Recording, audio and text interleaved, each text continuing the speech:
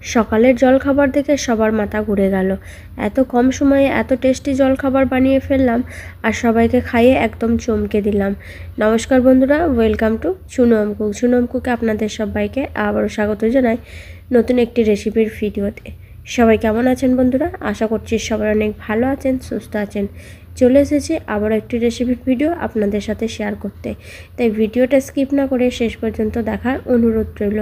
মজার একটি জলখাবার শেয়ার করব আর বানাতেও খুব সহজ। চলুন তাহলে দেখে নেওয়া যাক। প্রথমে এখানে আমি কিছু উপকরণ নিয়েছি, সেগুলো প্রথমে আপনাদেরকে বলে দিই। নিয়েছি ময়দা, চিনি, লবণ আর নিয়েছি ঘি। আর শেষ পর্যন্ত রেসিপিটা দেখুন, তারপরে কেমন লাগলো অবশ্যই একটা কমেন্ট করে জানিয়ে যাবেন।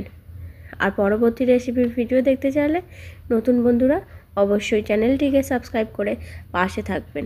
এবার আমি থালার মধ্যে এক বাটি ময়দা নিয়েছিলাম, সেই ময়দাটাকে দিয়ে দিলাম সামান্য চিনি, পরিমাণ মতন লবণ আর এখানে ঘি নিয়েছি, ঘিটাকেও দিয়ে দিচ্ছি।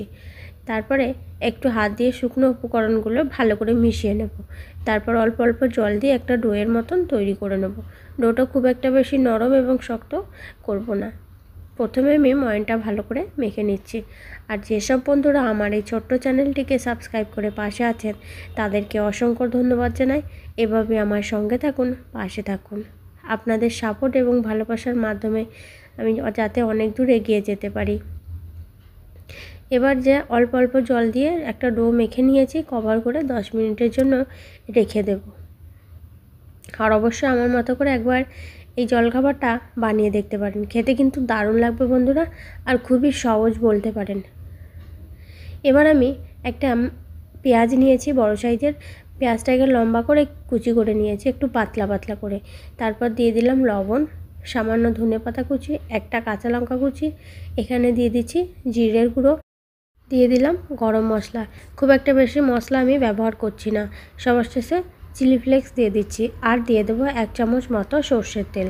তারপরে ভালো করে মেখে নেব।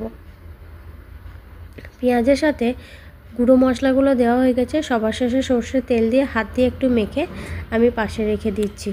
খুবই সহজ এবং নতুন একটি নাস্তার রেসিপি আপনাদের সাথে শেয়ার করছি। আর এই নাস্তাটা চায়ের সাথেও খেতে পারবেন, খেতে বেশ ভালো লাগবে। তারপরে দেখুন মেখে আমি রেখে দিলাম। আর এখানে সিদ্ধ আলু নিয়েছি, অবশ্যই পরিমাণ মতন নিয়ে নিতে হবে। আলুটাকে তারপরে খোসা ছাড়িয়ে নিচ্ছি, সমস্ত আলুর খোসা ছাড়িয়ে নিয়ে হাত দিয়ে একটু মেখে নেব। প্রথমে আলুটা আমি একটু কাঁটা চামচে করে ভেঙে নিচ্ছি। একটু গরম থাকা অবস্থায় আলুটাকে মেখে নিতে হবে, যাতে আলুটা আঠা আঠা ভাব না হয়ে যায়। সিদ্ধ করার পর একটু ঠান্ডা করে খোসা ছাড়িয়ে তারপর মেখে নিতে হবে। প্রথমে আমি কাঁটা চামচের সাহায্যে আলুগুলো মেখে নিলাম, এবার হাত দিয়ে মেখে নিচ্ছি। ভাবছিলাম নতুন একটা কিছু নাস্তার রেসিপি বানাই, তাই অন্যরকমভাবে বানালাম আর আপনাদের সাথে শেয়ার করলাম।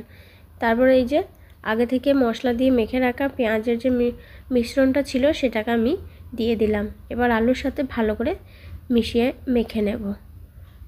ঠিক এরকমভাবে মেখে নিচ্ছি। কোনো রকম কিন্তু পুর ভরার ঝামেলা ছাড়াই হয়ে যাবে সকালের এই নাস্তাটা। এবার পাশে রেখে দিয়ে আটাটার কভার খুলে নিলাম। তারপরে এবার হাত দিয়ে আবারও কিছুক্ষণ মেখে নিচ্ছি। একটু শক্ত করে মেখে নিলেই ভালো হয়, তাহলে কিন্তু খাস্তা হবে, খেতে ভালো লাগবে। যদি নরম হয়ে যায় অল্প একটু আবারও ময়দা মিশিয়ে নিয়ে মেখে নিতে হবে। এবার আমি হাত দিয়ে একটু ডলে ডলে মেখে নিচ্ছি। তারপর লেচি কেটে নেব। আমি 3টে ভাগ করে নিচ্ছি। একটু বড় সাইজের লেচিগুলোকে কেটে নেব। তারপরে একটা লেচি নিয়ে আমি এইভাবে গোল করে নিচ্ছি, রুটির মতো বেলে নেব। রুটি থেকে একটু মোটা রেখেই বেলে নিতে হবে। অল্প একটু ময়দা ছিটিয়ে নিয়ে তারপর বেলে নেব। রুটির মতন একটু বড় করে বেলে নেব, কিন্তু অনেক বেশি পাতলা করব না। রুটির থেকে একটু মোটা রেখেই আমি বেলে নিচ্ছি। এভাবে চারিদিক সমানভাবে বেলে নিয়ে এখানে আমি একটা গ্লাস নিয়েছি, এই গ্লাসের সাইজে কেটে নেব। তাহলে কি নাস্তাগুলো সব একই মাপের হবে, সেই জন্য এই গ্লাসটার মাপে আমি সবগুলোকে কেটে নেব। একইভাবে দুটো বড় রুটি আমি বেলে নেব, তারপর ছোট ছোট করে কেটে নেব। আর এক্সট্রা যে আটাটা আছে সেটাকে আমি এবার তুলে নেব। আর একইভাবে আর একটা রুটি বেলে নিয়ে কেটে নেব। এবার চামচের সাহায্যে অল্প অল্প করে পুর যেটা বানিয়েছিলাম সেই পুরটাকে দিয়ে দিচ্ছি মাঝখানে। সবগুলোর পুর দেওয়া হয়ে গেলে হাত দিয়ে একটু জল লাগিয়ে দিচ্ছি, আর ওপর থেকে আর একটা করে দিয়ে দিচ্ছি। তারপরে চারিদিকটা একটু এভাবে টাইট করে দেবো যাতে পুরটাকে বেরিয়ে না আসে। হাত দিয়ে একটু টিপে টিপে করে দিলাম। তার আগে আমি জল লাগিয়ে দিয়েছি। একইভাবে সবগুলোকে করে নিতে হবে। এই কটা কিন্তু রেডি হয়ে গেছে। এবার প্লেটের মধ্যে তুলে নেব একটা একটা করে, তারপরে ভেজে নেব।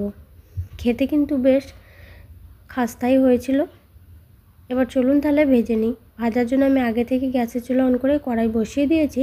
তারপরে কড়াইয়ের মধ্যে তেল দিয়ে তেল গরম করে নিয়েছি। একটু সময় নিয়ে ভেজে নিচ্ছি। তারপরে দু পিঠ ভালো করে ভাজা হয়ে গেলে তুলে নেব। একদম গোল্ডেন ব্রাউন করে ভেজে নেব। একইভাবে বাকিগুলো আমি বানিয়ে নেব। তারপরে এইভাবে ভেজে নেব। এদিকে কিন্তু এগুলো ভাজা হয়ে গেছে। তারপর আমি তেল ঝরিয়ে তুলে নিচ্ছি।